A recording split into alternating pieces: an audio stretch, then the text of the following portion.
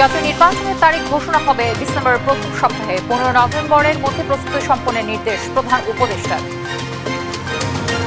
ঐক্যমতের সুপারিশ জনগণের সঙ্গে প্রতারণা, অভিযোগ বিএনপির। গণতান্ত্রিক উত্তরণ ব্যর্থ হলে তার দায় ডক্টর ইউনূসের। এই ঐক্যবদ্ধ কমিশন জনগণের সঙ্গে এটা একটা প্রতারণা, রাজনৈতিক দলগুলোর সঙ্গে এটা প্রতারণা। গণভোটের তারিখ ঘোষণা বিলম্বিত হলে জাতীয় নির্বাচন নিয়ে সংকট বাড়বে, বলছে জামায়াত। নভেম্বরেই গণভোট দাবি।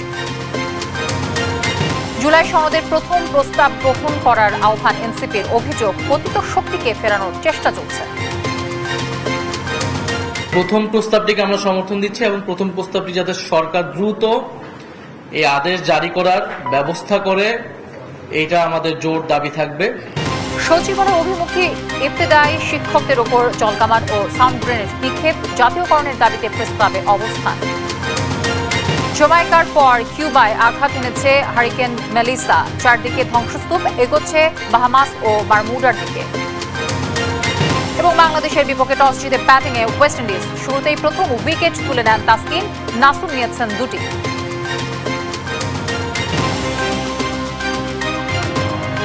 এই অবস্থায় পড়তে না চাইলে ব্যবহার করুন রেইনবো ড্যাম প্রোটেক্টর। ইলাস্টোমের ইমালশন থাকায় দেয়াল থাকে damp proof rainbow paints, colour of joy. দর্শক, আমন্ত্রণ সংবাদ সন্ধ্যায়। শুনছিলেন শিরোনামগুলো, সঙ্গে থাকছি আমি তানজিয়া জুথি। আসন্ন জাতীয় সংসদ নির্বাচন বানচালে দেশি বিদেশি বড় শক্তি কাজ করবে। যে কোনো সময় আক্রমণ আসতে পারে, তা মোকাবেলায় সর্বোচ্চ শক্তি দিয়ে প্রস্তুত থাকার নির্দেশ দিয়েছেন প্রধান উপদেষ্টা ডক্টর মোহাম্মদ ইউনূস। নির্বাচনের প্রস্তুতি বিষয়ে প্রধান উপদেষ্টার সভাপতিত্বে উচ্চ পর্যায়ের বৈঠক শেষে এসব কথা জানান প্রেস সচিব শফিকুল আলম। এ সময় ডিসেম্বরের শেষ সপ্তাহে ত্রয়োদশ জাতীয় সংসদ নির্বাচনের তারিখ ঘোষণা করা হবে বলেও জানান তিনি। জান্নাতুল মোহনার রিপোর্টে আমরা বাকিটা জানব। বুধবার অন্তর্বর্তী সরকারের প্রধান উপদেষ্টা ডক্টর মোহাম্মদ ইউনূসের সভাপতিত্বে আসন্ন জাতীয় নির্বাচনের প্রস্তুতি নিয়ে উচ্চ পর্যায়ের একটি বৈঠক অনুষ্ঠিত হয় রাষ্ট্রীয় অতিথি ভবন যমুনায়।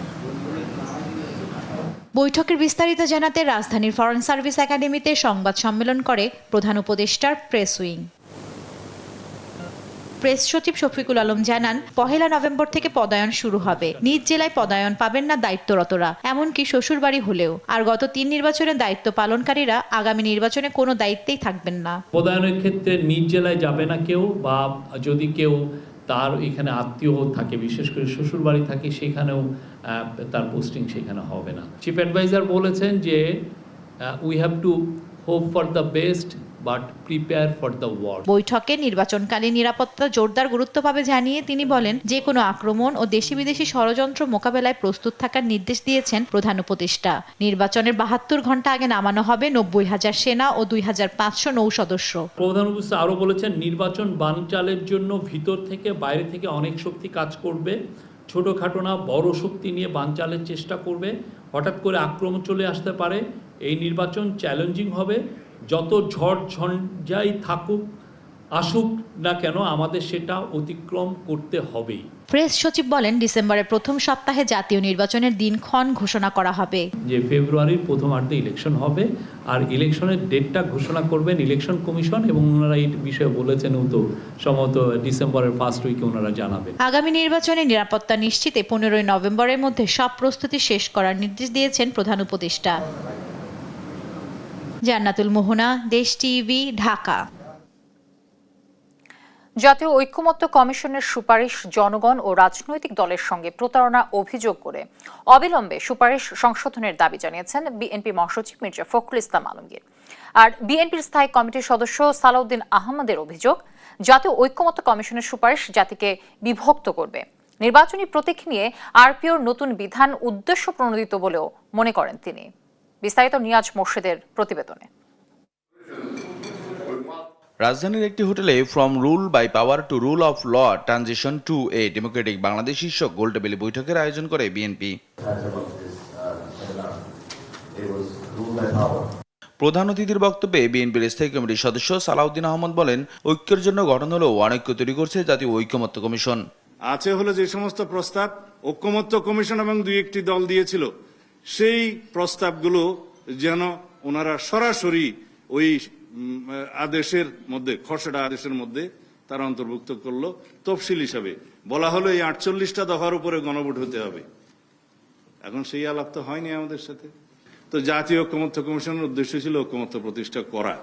এখন এখানে এসে এই অবস্থায় জাতীয় ঐকমত্য কমিশন যে সমস্ত প্রস্তাব দিয়েছে সেখানে শুধু জাতিতে বিভক্তি হবে, অনৈক্য হবে এবং এখানে কোনো ঐকমত্য হবে না।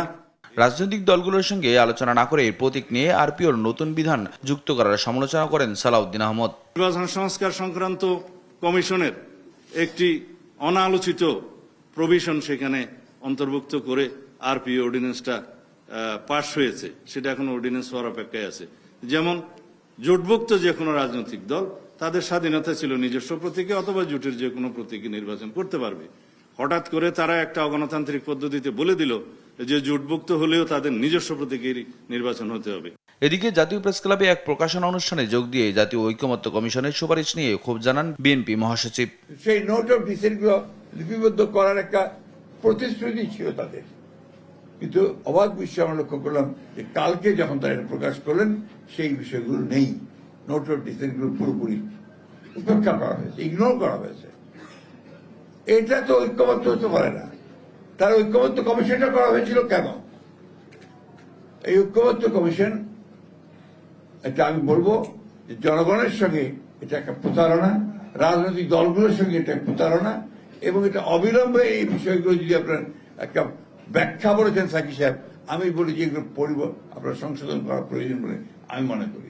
ফেব্রুয়ারিতে নির্বাচন নিয়ে অন্তর্বর্তী সরকার প্রতিশ্রুতিবদ্ধ উল্লেখ করে এর অন্যথা হলে তার দায় ডক্টর মোহাম্মদ ইউনূসকে নিতে হবে বলেও হুঁশিয়ারি দেন মির্জা ফখরুল ইসলাম আলমগীর। আজকে যদি এর থেকে কোনো ব্যর্থতা ঘটে, এর থেকে বাইরে যদি যান, তার দায় দায়িত্ব সম্পূর্ণ আপনাকেই বহন করতে হবে।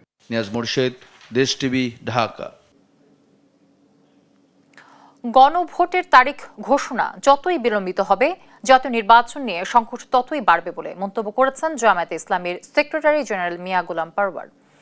বুধবার জাতীয় প্রেস ক্লাবে জুলাই সনদ বাস্তবায়ন দাবিতে আন্দোলনরত 8 দলের যৌথ সংবাদ সম্মেলনে নভেম্বরে গণভোট দাবি করেন তিনি। এদিকে আগে গণভোট না হলে জাতীয় নির্বাচন বাধাগ্রস্ত হবে বলে মনে করেন দলটির নায়েবে আমির সৈয়দ আব্দুল্লাহ মোহাম্মদ তাহের।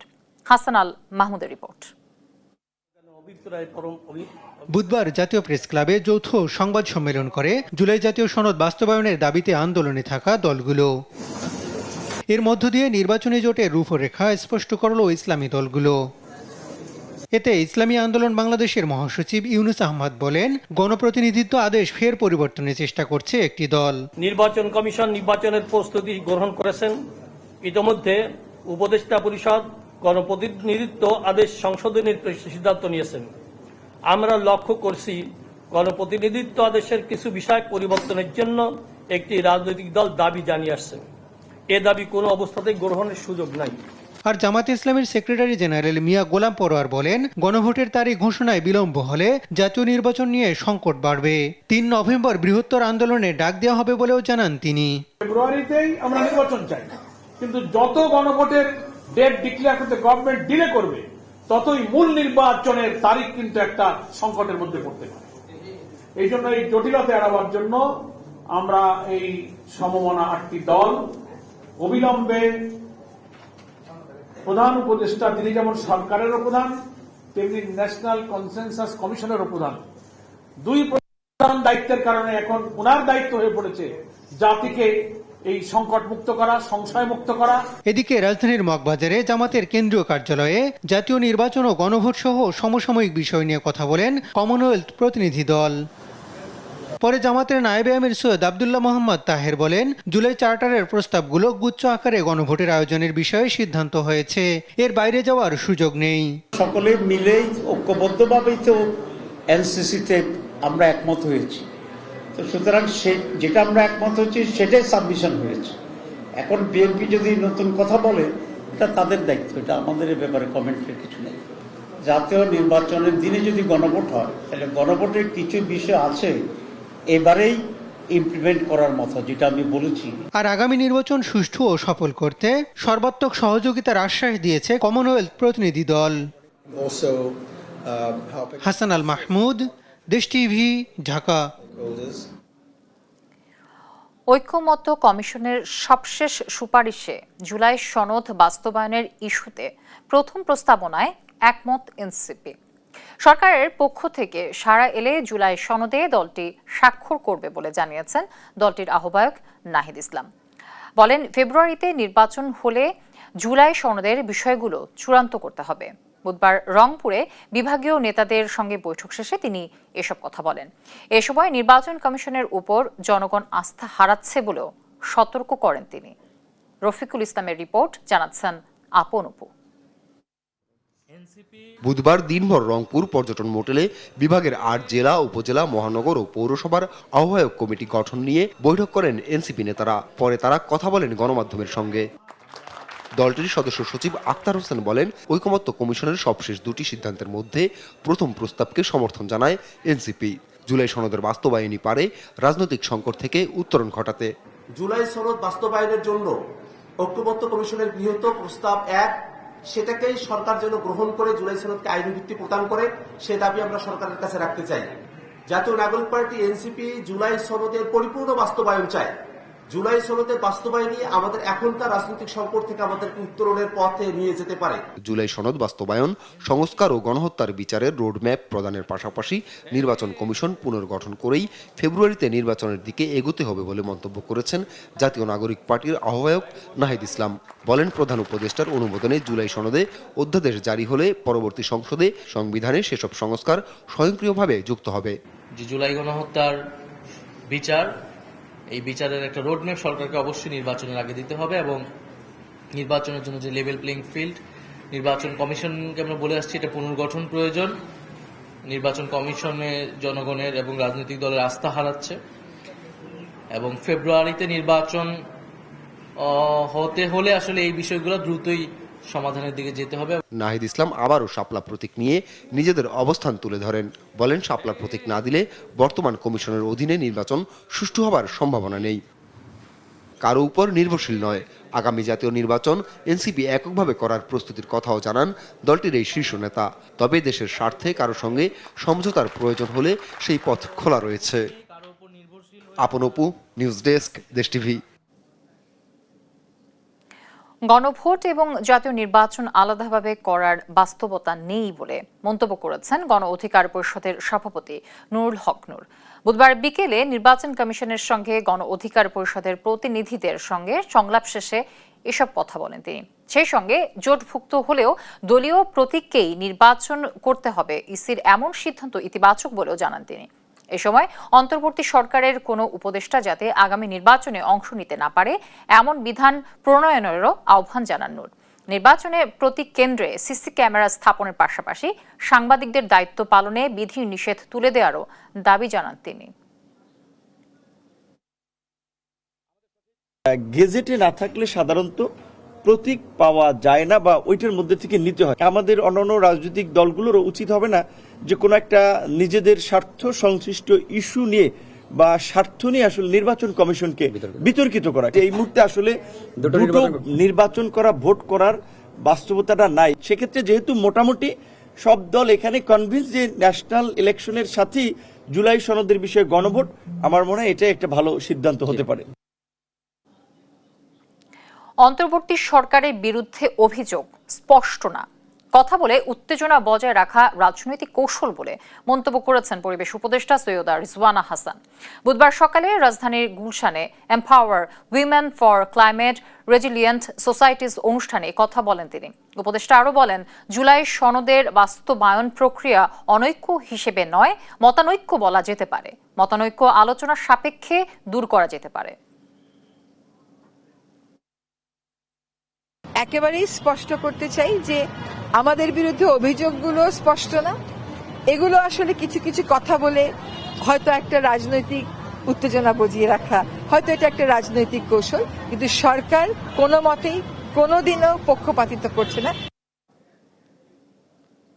ইবতদায়ী মাদ্রাসা জাতীয়করণের দাবিতে 17 দিনের মতো প্রেস ক্লাবের সামনে অবস্থান কর্মসূচি পালন করছেন শিক্ষকরা। মাদ্রাসা পর্যায়ক্রমে জাতীয়করণ সহ 5 দফা দাবি আদায়ে বুধবার দুপুরে সচিবালয়ের সামনে অবস্থান নেন তারা। পরে সচিবালয়ে ঢোকার চেষ্টা করলে জলকামান ও সাউন্ড গ্রেনেড নিক্ষেপ করে সরিয়ে দেয় পুলিশ। এতে আহত হন বেশ কয়েকজন। AH হিমেলের রিপোর্ট, জানাচ্ছেন আলী আকাশ আকাশ। টানা 17 দিন প্রেস ক্লাবের সামনে অবস্থান কর্মসূচি পালন করে আসছে ইবতেদায়ী মাদ্রাসার শিক্ষকরা। দাবি ইবতেদায়ী মাদ্রাসা জাতীয়করণের প্রজ্ঞাপন জারি। বুধবার দুপুরে জাতীয় প্রেস ক্লাব থেকে মিছিল নিয়ে সচিবালয়ের সামনে অবস্থান করেন শিক্ষকরা। পরে সচিবালয়ে ঢোকার চেষ্টা করলে পুলিশ জলকামান ও গ্রেনেড নিক্ষেপ করে। পুলিশের হামলায় আহত হয় বেশ কয়েকজন। পরে আহতদের নেওয়া হয় হাসপাতালে। শান্তিপূর্ণ আন্দোলনে পুলিশের হামলার তীব্র নিন্দা জানান শিক্ষকরা। শান্তিপূর্ণ মিছিল নিয়ে আমরা পল্টন ময়দান দিয়ে আসতেছিলাম। সরকারি কিছু কুলাঙ্গার বাহিনী আমাদের টাকায় খায়, আমাদের টাকায় পরে, আমাদের বুকে গুলি করে। এই সমস্ত কুলাঙ্গারেরা আমাদেরকে দেখেন জল কামান মেরে কি অবস্থা করছে। কিছু পুলিশ আছে লাঠি দিয়ে পিটান দিয়েছে, এই রান পাতায় পিটান দিয়েছে। আমরা হাঁটতে পারি না, এখন হাঁটতে উঠতে খাড়াইতে পারি না, হাঁটতে পারি না, এই রকমের করছে। কেন এই করছে? ডক্টর ইউনূস, এই কিছু পুলিশেরও পদত্যাগ চাই, ডক্টর ইউনূসের পদত্যাগ চাই। শিক্ষকরা জানান মৃত্যু হলেও তাদের দাবি আদায় না হওয়া পর্যন্ত আন্দোলন চালিয়ে যাবেন। যতক্ষণ পর্যন্ত আমাদের জাতীয়করণ আদায় না হবে অথবা আমাদের মৃত্যু নিশ্চিত না হবে, ততক্ষণ পর্যন্ত আমরা এই প্রেস ক্লাবের ময়দান ছাড়ব না। অতি উৎসাহিত হয়ে সরকারের কিছু পুলিশ বাহিনী আমাদের সাধারণ শিক্ষকদের উপর নির্মমভাবে লাঠিচার্জ সহ টিয়ার সেল, পানি, জল কামান নিক্ষেপ করে। এতে করে আমাদের শত শত শিক্ষক আজকে অসুস্থ হয়ে মেডিকেলে আছে। এদিন বিকেলে আন্দোলনে একাত্মতা পোষণ করে প্রেস ক্লাবের সামনে যায় এনসিপির প্রতিনিধি দল। এ সময় শিক্ষকদের উপর হামলার ক্ষোভ জানায় এনসিপির সিনিয়র যুগ্ম সদস্য সচিব ডাক্তার তাসনিম জারা। আমরা আপনাদের সাথে আছি, সাথে থাকবো দাবি আদায় হওয়া পর্যন্ত। দাবি আসলে আপনারা আদায় করে ফেলেছেন, তারপরে বাস্তবায়নের জন্য আপনাদের এখানে অবস্থান করতে হচ্ছে। এটা খুবই লজ্জার। অবস্থানের পরে আবার আপনাদের হামলার সম্মুখীন হতে হচ্ছে, সেটাও লজ্জার। আমাদের যেই রাষ্ট্রের পুলিশ বাহিনী আছে, নিরাপত্তা বাহিনী আছে, আমরা অনেক দিন ধরেই বলে আসছি যে সংস্কার প্রয়োজন। এবং আজকে আপনাদের যে ওপর যে হামলা হয়েছে, সেই হামলার নির্দেশ থেকে আসছে।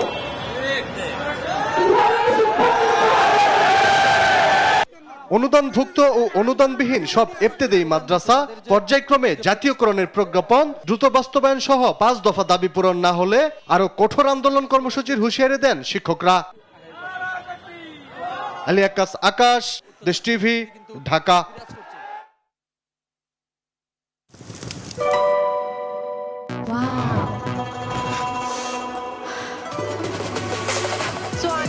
Thailand. Time for Thailand. Time for Tom Yum. Introducing Doodles. Tom Yum Shrimp Noodles. Doodles খান নাই তো noodles খান নাই। আপনারা দেখছেন সংবাদ সন্ধ্যা। ডিলার নিয়োগে অনিয়ম দূর করতে শিগগিরই চূড়ান্ত হচ্ছে সার ডিলার নিয়োগ ও সমন্বিত নীতিমালা 2025, যা আগামী মাসেই চূড়ান্ত হচ্ছে বলে জানান কৃষি উপদেষ্টা জাহাঙ্গীর আলম চৌধুরী। সেই সঙ্গে কৃষি সুরক্ষা আইন প্রণয়নেও কাজ চলছে বলেও জানান তিনি। বুধবার সচিবালয়ে সংক্রান্ত বৈঠক শেষে সংবাদ ব্রিফিংয়ে তিনি এসব তথ্য জানান। বলেন, সারের আমদানি মূল্য বাড়লেও ভর্তুকি দেবে সরকার। বিস্তারিত জানাচ্ছেন ঝর্ণা রায়। বর্তমানে Bangladesh chemical industries corporation BCIC এবং বাংলাদেশ কৃষি উন্নয়ন কর্পোরেশন বিএডিসি এই দুই প্রতিষ্ঠানের মাধ্যমে সারের ডিলার নিয়োগ দেওয়া হয়। সব মিলিয়ে এই ডিলারের সংখ্যা 10,814 জন। এসব ডিলারের বিরুদ্ধে বিভিন্ন সময় ওঠে অনিয়ম দুর্নীতির অভিযোগ। তাই স্বচ্ছতা নিশ্চিতে ডিলার নিয়োগে নতুন নীতিমালা প্রণয়ন করছে সরকার। কৃষি উপদেষ্টা জাহাঙ্গীর আলম চৌধুরী জানিয়েছেন, নীতিমালা প্রণয়নের কাজ এরই মধ্যে শেষ। নীতিমালাটা প্রায় চূড়ান্ত পর্যায়ে রয়ে গেছে, আমাদের ন্যাশনাল লেভেলেরও মিটিং হয়ে গেছে। এটা হয়তো আমরা শীঘ্রই এটা আমরা কার্যকরী করি। বিসিআইসি দিত একটা লাইসেন্স, আবার বিআইডিসি দিত একটা, এক ভদ্রলোকের 2টা লাইসেন্স নিতে হতো, এখন একটা লাইসেন্সই নিতে পারবে। একজন হলো কি আবার এটা কি সার যে নিতে আসছে তারও বিসিআইসি সারের দোকান এক জায়গায়, সে বিসিআইসি ইউরিয়া নিয়ে গেল, আবার ডিএপির জন্য আবার কৃষি রোহণে যাইতে হতো। মানে এখন এক দোকান থেকে সে সব কটা পাবে। দেশে সারের কোনো সংকট নেই জানিয়ে কৃষি উপদেষ্টা বলেন, সার আমদানি করা হলেও কৃষকের উপরে এর কোনো প্রভাব পড়বে না। এ সময় কৃষি সুরক্ষা আইন প্রণয়নের কাজ চলছে বলেও জানান তিনি। কৃষকের জন্য ফিক্সড দামের রেট সরকার, এটা হলো ভর্তুকি দিবে সরকার। দাম বেশি হলে সরকারের বেশি যাবে, দাম কম হলে কোনো জায়গায় নেই। আপনি একটা জায়গায় দেখান কোন জায়গায় সংকট বোন, আপনি একটা জায়গায় বললেন কোন জায়গায় সংকট আছে। এই কিছু কিছু দুর্নীতিবাজ আছে, কিছু দুর্নীতিবাজ আছে যারা সমস্যা করে। আর এখন এই যে সারের যে দাম, এখন কিন্তু সারের দাম নিম্নমুখী। এখন এই যে লাস্ট যে আমাকে প্রকিউরমেন্ট হচ্ছে প্রত্যেকটা সারের দামই নিম্নমুখী। ব্রিফিংয়ে বোরো মৌসুমের মতো এবছরও আমনের বাম্পার ফলনের আশা প্রকাশ করেন কৃষি উপদেষ্টা। আলু পেঁয়াজের ভালো ফলনের পাশাপাশি বাজারে শাকসবজির দাম সহনীয় বলেও উল্লেখ করেন তিনি। ঝর্ণা রায়, দেশ টিভি, ঢাকা। চট্টগ্রাম বন্দর ব্যবস্থাপনা কাকে দেয়া হচ্ছে তা এখনো চূড়ান্ত নয়। চূড়ান্ত হলে পাবলিক ডোমেইনে তথ্য ওপেন করার কথা বললেন শ্রম ও কর্মসংস্থান উপদেষ্টা ব্রিগেডিয়ার জেনারেল অবসরপ্রাপ্ত এম সাখাওয়াত হোসেন। ডিসেম্বরের মধ্যেই তা চূড়ান্ত করার কথা জানিয়ে বলেন, তাড়াহুড়ো করার কারণ পরবর্তী সরকার আসলে অতিরিক্ত সময় ক্ষেপণ হতে পারে। সকালে রাজধানীর বিচ অডিটোরিয়ামে ব্লু ইকোনমি নিয়ে সেমিনারে এসব কথা বলেন তিনি। বলেন, রাজনৈতিক সদিচ্ছার অভাবেই ব্লু ইকোনমি নিয়ে কার্যকরী কোনো উদ্যোগ নেওয়া হচ্ছে না।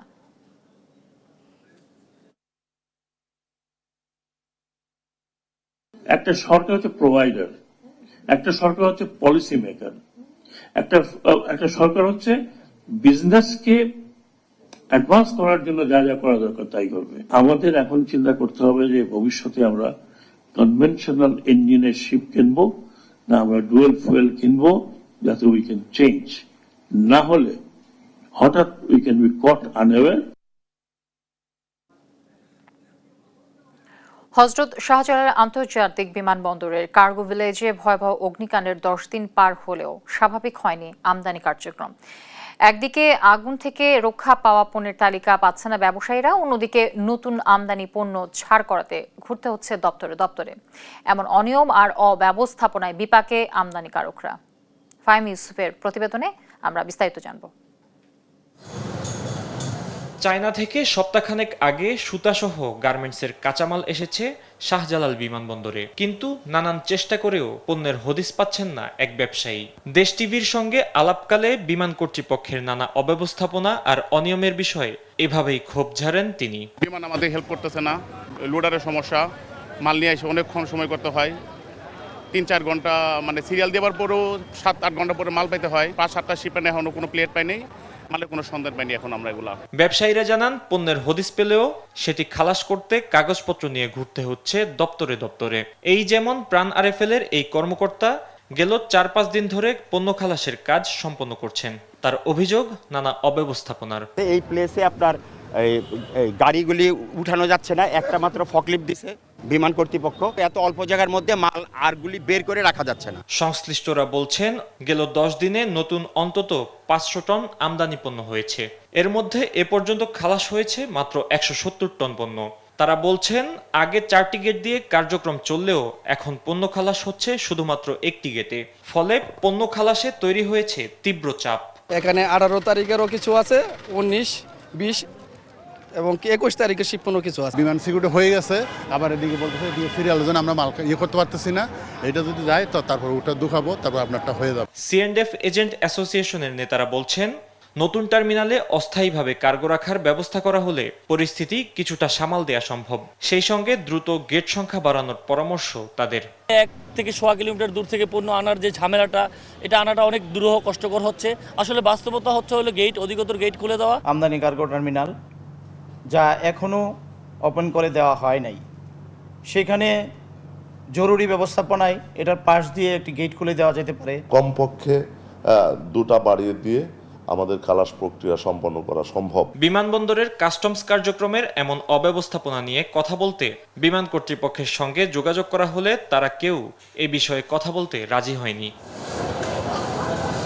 কার্গো ভিলেজে আগুনে পুড়ে যাওয়া পণ্যের ধরন ও পরিমাণ যতই বিশাল হোক, এখন সবচেয়ে বড় চ্যালেঞ্জ হয়েছে দ্রুত ও সুনির্দিষ্ট খালাস কার্যক্রম পরিচালনা করা। কেননা পণ্য খালাসের এই দুর্ভোগ একদিকে যেমন ব্যবসা বাণিজ্য বিঘ্ন ঘটাচ্ছে, অন্যদিকে অব্যবস্থাপনায় নষ্ট হওয়ার সম্ভাবনা তৈরি হয়েছে কোটি কোটি টাকার পণ্য। ফাহিম ইউসুফ, দেশ টিভি, ঢাকা। মিথ্যা তথ্য দিয়ে গেজেটভুক্ত হওয়ায় জুলাই যোদ্ধার তালিকা থেকে 128 জনকে বাদ দিয়ে প্রজ্ঞাপন জারি করেছে মুক্তিযুদ্ধ বিষয়ক মন্ত্রণালয়। বুধবার জারি করা প্রজ্ঞাপনে বলা হয়, জুলাই গণ অভ্যুত্থানে আহতদের নিয়ে মুক্তিযুদ্ধ বিষয়ক মন্ত্রণালয় প্রকাশিত গেজেট তালিকায় কিছু কিছু জুলাই যোদ্ধা আহত নন, আন্দোলনের সম্পৃক্ত থেকে আহত হননি এবং কয়েকজনের নামে একাধিক গেজেট প্রকাশিত হওয়ার তথ্য মেলে। এ অবস্থায় জেলা কমিটির সুপারিশের ভিত্তিতে 128 জনের গেজেট বাতিল করা হয়েছে। প্রতারণার মাধ্যমে জুলাই যোদ্ধা হিসেবে তালিকাভুক্ত হওয়া এবং বেআইনিভাবে সরকারের অর্থ নেয়াদের বিরুদ্ধে আইনানুগ ব্যবস্থা নেওয়া হবে।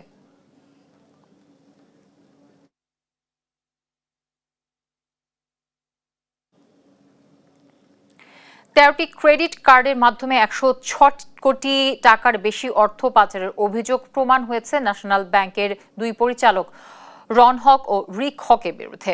অভিযোগ প্রমাণ হওয়ায় আজ তাদের বিরুদ্ধে চার্জশিট দিয়েছে দুদক। দুই মামলায় আসামি করা হয়েছে 24 জনকে। দুদক বলছে বাংলাদেশ ব্যাংকের নিয়মের তোয়াক্কা না করেই অর্থ পাচার করে আসামিরা। বিস্তারিত জানাচ্ছেন সহকর্মী ফজলাদিত্য। শুধু ক্রেডিট কার্ডের মাধ্যমেই 106 কোটি টাকার বেশি অর্থ পাচারের এই দৃষ্টান্ত স্থাপন করেছে শিকদার গ্রুপের দুই কর্ণধার রণহক শিকদার ও রিক হক শিকদার।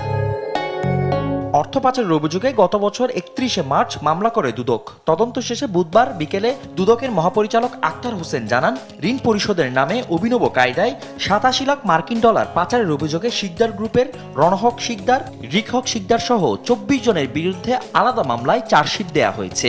বাংলাদেশ হতে বিদেশে অর্থ পাচার করে তা দিয়ে উক্ত ক্রেডিট কার্ড সমূহে ঋণ পরিশোধ পূর্বক পাচারকৃত অর্থ হস্তান্তর, স্থানান্তর, রূপান্তর এবং গোপনকরণের মাধ্যমে বৈধতা দানের চেষ্টা করার অপরাধ তদন্তকালে প্রমাণিত হয়েছে।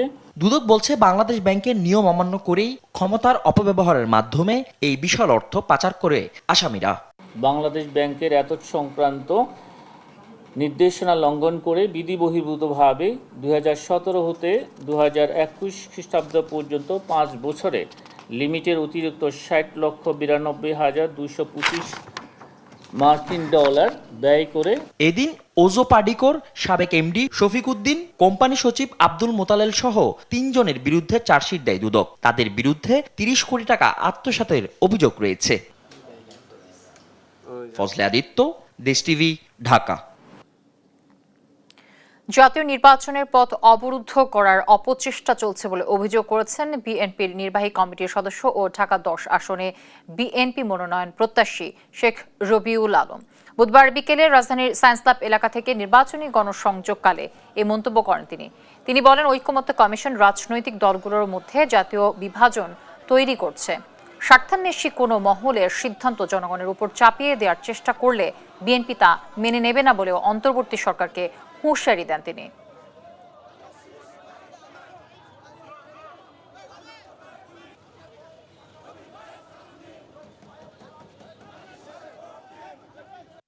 জাতীয় ঐক্যমত্য কমিশন জাতীয় স্বার্থ বিবেচনা না করে আগামীর গণতন্ত্র বিচার অথবা গণতন্ত্র প্রতিষ্ঠার যে অঙ্গীকার সে জায়গায় না থেকে দেশটাকে ঝুঁকির মুখে ফেলতে চাচ্ছে, বিভাজনের রাজনীতিকে উৎসাহিত করছে।